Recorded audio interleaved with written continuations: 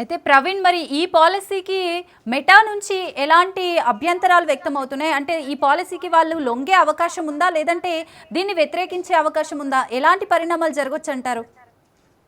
ఇప్పటికే దీనిపైన అయితే కేంద్రం ఒక స్పష్టమైన నిర్ణయం కూడా తీసుకుంది. ఎట్టి పరిస్థితుల్లోనూ ఇక్కడ ఉండాలి అంటే, ఇక్కడ బిజినెస్ చేయాలంటే ఇండియన్ రూల్స్ ప్రకారం ఖచ్చితంగా ఇక్కడ ఈ రూల్స్ పాటించాలి అంటూ కూడా చెప్తున్నటువంటి పరిస్థితులను మనం చూస్తున్నాం. అదేవిధంగా భవిష్యత్తులో కూడా కొన్ని కంపెనీలకు, ఏవైతే టెక్ కంపెనీలు ఉన్నాయో వాళ్ళకు కూడా ఒక సమాచారం ఇచ్చినట్టుగా కూడా తెలుస్తుంది. అదేవిధంగా అవసరమైతే కఠిన చర్యలకు వెనుకాడబోమంటూ కూడా కేంద్రం ఒక స్పష్టంగా చెప్పింది. కాబట్టి ఈ యొక్క రూల్స్ అన్నీ పాటించాలి. అదేవిధంగా చూసుకునే కనుక కేంద్ర ప్రభుత్వం కౌంటర్ దాఖలు చేసేటప్పుడు కేంద్ర ప్రభుత్వం తరపున న్యాయవాదులు కూడా ఒక స్పష్టమైన అయితే వాళ్ళు వాదనలు కూడా వినిపించారు. వాట్సాప్ పాలసీ ఐటీ చట్టం 2000 ఐటీ రూల్స్ విరుద్ధంగా ఉందంటూ కూడా చెప్పారు. అంటే 2000లో కొన్ని రూల్స్ ఉన్నాయి. వాట్సాప్కు ఎలాంటి డాటా సేకరించొద్దు, వ్యక్తిగతమైన డాటాను ఎవరికి కూడా షేర్ చేయొద్దు అనేవి కొన్ని దాంట్లో రూల్స్ అండ్ రెగ్యులేషన్స్ ఉన్నాయి. కాబట్టి దాన్ని ఖచ్చితంగా పాటించాలి.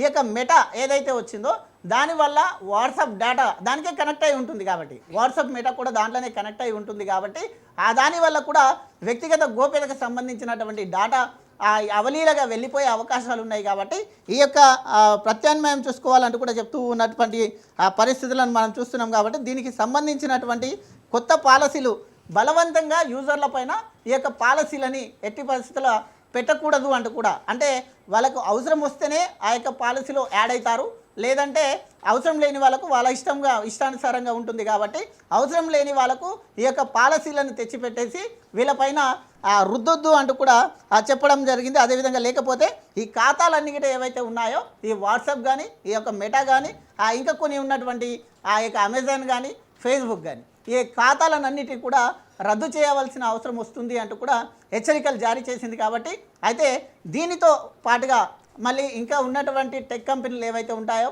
వీటన్నిటిని పాటిస్తాయా, లేదంటే కేంద్రం చెప్పినట్టుగా హెచ్చరికలు జారీ చేసిన నేపథ్యంలో ఏ విధంగా ఉంటుంది అనేది అయితే వేచి చూడాలి. అంటే మరి తొందరలోనే వాట్సాప్ అనేది నిషేధించబడుతుంది అని మనం అనుకోవచ్చు అంటారా దీని నుంచి? అయితే ఖచ్చితంగా వాట్సాప్ అనేది నిషేధించబడుతుందా అని అంటే దీని ఒక కేంద్రం చెప్పినటువంటి కొన్ని మార్గనిర్దేశకాలు ఏవైతే ఉన్నాయో, అదేవిధంగా 2000 యాక్ట్ ఏదైతే ఉందో ఆ యొక్క 2000 యాక్ట్లో కొన్ని నియమ నిబంధనలు పాటించారు. కాబట్టి ఆ యొక్క నియమ నిబంధనలు ఖచ్చితంగా పాటించాల్సి ఉంటుంది. ఇంకోటి అయితే స్వదేశీ డాటా ఏది కూడా విదేశాలకు వెళ్ళొద్దు అనేది కూడా ఒకటి ఉంది. కాబట్టి స్వదేశీ డాటా ఎప్పుడు కూడా అయితే ఎవరిది కూడా పర్సనల్ డాటాని మొత్తం టోల్గా కూడా ఎక్కడ కూడా వాళ్ళ గోప్యత వాళ్ళ ఇష్టానుసారంగా ఉంటుంది. కాబట్టి ఎవరి గోప్యత వాళ్ళది. కాబట్టి ఆ యొక్క పర్సనల్ ఒకరి డాటాను సేకరించే ఇది లేకుంటుంది. కాబట్టి ఇక్కడ ఉన్నటువంటి చట్టాలకు, విదేశీ చట్టాలు వేరే విధంగా ఉండవచ్చు, కానీ ఇక్కడ ఉన్నటువంటి ఇండియన్ చట్టాలకు లోబడే ఉండాలి. ఏదైనా పర్వాలేదు. విదేశీ కంపెనీలు స్వదేశంలో చేయాలన్నా కూడా స్వదేశీ ఏదైతే ఇక్కడ ఉన్నటువంటి రూల్స్ అండ్ రెగ్యులేషన్స్ ఏవైతే ఉంటాయో వాటిని ఖచ్చితంగా పాటించాలి. పాటించకపోతే కూడా సీరియస్గా చెప్పింది. ఒకవేళ పాటించకపోతే దేశం వదిలిపెట్టి వెళ్ళాలి అంటూ కూడా చెప్పిందంటే దాంట్లోనే క్లియర్గా ఉంది. వాటిని మొత్తం టోల్గా కూడా రద్దు చేసేందుకు కూడా వెనకాడం అంటూ కూడా చెప్తూ ఉన్నటువంటి పరిస్థితులను చూస్తాం. ఇటు కేంద్రం నుంచి కూడా స్పష్టమైన ఆదేశాలు కూడా వస్తుంది. కాబట్టి వ్యక్తిగత గోప్యత పాటిస్తేనే ఇవన్నీ కూడా ఉంటాయి, లేకుంటే వ్యక్తిగత గోప్యత పాటించకపోతే మాత్రం వీటిపైన చర్యలు ఉంటాయంటూ కూడా చెప్తూ ఉన్నారు. అయితే చదువురాని వాళ్ళు, పేద ప్రజలు ఈ ప్రైవేట్ పాలసీ ఏదైతే ఉందో దాన్ని అర్థం చేసుకోలేరు అని చెప్పి కోర్టు అయితే వ్యాఖ్యానించింది. ఒక మెడికల్ ప్రిస్క్రిప్షన్కి సంబంధించి కూడా ఒక ఎగ్జాంపుల్గా మనకు చెప్పింది. దాని గురించి ఏం చెప్తారు? అంటే మెడికల్ ప్రిస్క్రిప్షన్ నేను ఒకరికి పంపిస్తే దానికి సంబంధించిన యాడ్సే నాకు వచ్చాయి, నాకే ఇది అర్థం కాలేదు. మరి పేద ప్రజలకి, నిరుద్యోగులకి, అలాగే ఆ చదువురాని వాళ్ళకి ఇది ఏ విధంగా అర్థమవుతుంది అని చెప్పి కూడా వ్యాఖ్యానించింది. దీని గురించి ఏం చెప్తారు? అయితే వ్యక్తిగత గోప్యత అనేది మనిషి యొక్క జీవన హక్కు అంటూ కూడా చెప్తున్నారు. ఆర్టికల్ 21లో భాగం అని స్పష్టంగా ఆర్టికల్ 21 స్పష్టంగా తెలియజేస్తుంది. అయితే వ్యక్తిగత గోప్యత అనేది మనిషి జీవన హక్కు, దాన్ని హరించేది ఎవరికీ లేదు అంటూ కూడా స్పష్టంగా ఆదేశాలు జారీ చేస్తుంది. అదేవిధంగా సుప్రీంకోర్టు తీర్పు 2017 ఆగస్టు 24న 9 మంది న్యాయమూర్తుల రాజ్యాంగ ధర్మాసనం చరిత్రాత్మక తీర్పును కూడా వెలువరించింది. వ్యక్తిగత గోప్యత హరించే అవకాశం ఎవరికి కూడా లేదు అంటూ కూడా ఆ తీర్పునిచ్చింది. అదేవిధంగా చూసుకుంటే కనుక రాజ్యాంగంలోని ఆర్టికల్ 14, ఆర్టికల్ 19, ఆర్టికల్ 21 ద్వారా గోప్యత హక్కు రక్షించబడుతుంది అంటూ కూడా పేర్కోవడం జరిగింది. కాబట్టి ఈ యొక్క ఆర్టికల్ ఏదైతే 14, 19, 21 ఆర్టికల్ ప్రకారంగా ఏదైతే టెక్ కంపెనీస్ ఉంటాయో ఆ యొక్క టెక్ కంపెనీస్ అన్నీ కూడా ఖచ్చితంగా ఈ యొక్క ఆర్టికల్ 14ని పాటించాలి, ఆర్టికల్ 19ని రూల్స్ అండ్ రెగ్యులేషన్ పాటించాలి, ఆర్టికల్ 21 ద్వారా గోప్యత అనేది ఖచ్చితంగా ఉండాల్సిందే అంటూ కూడా ఆర్టికల్లో పొందుపరిచింది ఉంది. కాబట్టి ఎట్టి పరిస్థితుల్లో మినహాయింపు ఉండదు. కాబట్టి ఏ కంపెనీస్ అయినా పర్వాలేదు, అటు స్వదేశీ కానీ ఇటు విదేశీ కానీ ఎవరికి కూడా వ్యక్తిగత గోప్యత హరించే హక్కు లేదు. కాబట్టి దాన్ని ఖచ్చితంగా పాటించాలి అంటూ కూడా చెప్తున్నారు. అదేవిధంగా పౌరుల వ్యక్తిగత సమాచారం ప్రభుత్వము ప్రైవేటు సంస్థల స్వేచ్ఛకు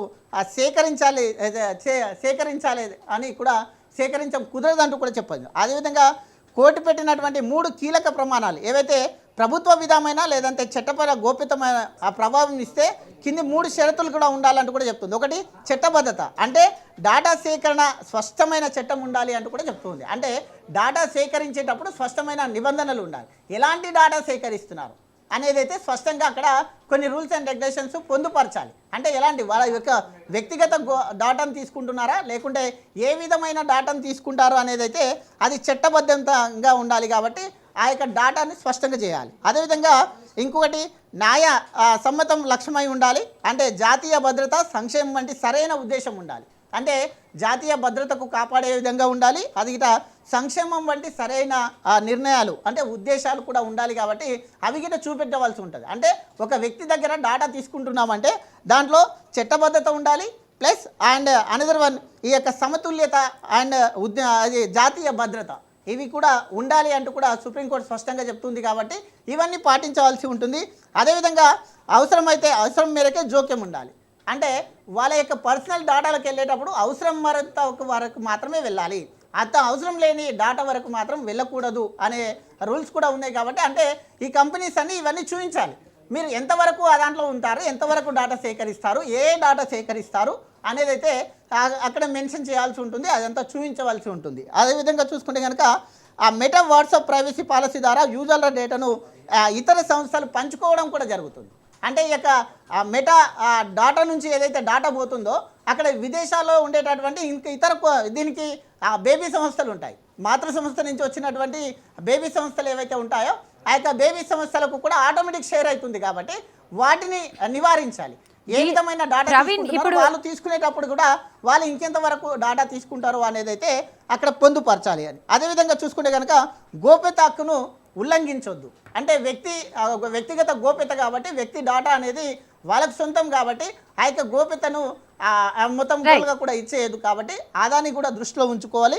అదేవిధంగా యూజర్ల నుంచి నిజమైన సమ్మతి తీసుకున్నారా అనేది, అంటే ఇప్పుడు ఎవరైతే యూజర్లు ఉన్నారో ఆ యూజర్లకు ఒక డాటా పంపించాలి, ఒక మెసేజ్ అనేది పంపించాలి, లేకుంటే ఒక వాళ్ళతోని ఒకటి ఒప్పంద సమ్మతి పత్రం తీసుకోవాలి. ఏంటంటే మీ యొక్క వ్యక్తిగత గోప్యత కాకుండా వేరే డాటాను తీసుకుంటాము, అది ఎలాంటి డాటాను తీసుకుంటారో కూడా మెన్షన్ చేయవలసి ఉంటుంది. కాబట్టి అలాంటి డాటాని అక్కడ పొందుపరచాలి. ఎంతవరకు డాటా తీసుకుంటాం, ఏ డాటా తీసుకుంటాం, దేనికోసం తీసుకుంటాం అనేది గిట ఎవరైతే యూజర్ ఉన్నారో ఆ యూజర్కి అది తెలియపరచాలి. అటువంటివి కూడా కొన్ని ఉంటుంది. అదేవిధంగా చట్టబద్ధ ఆధారం ఉందా అనేది కూడా చూపించాలి. రైట్. Thank you Praveen.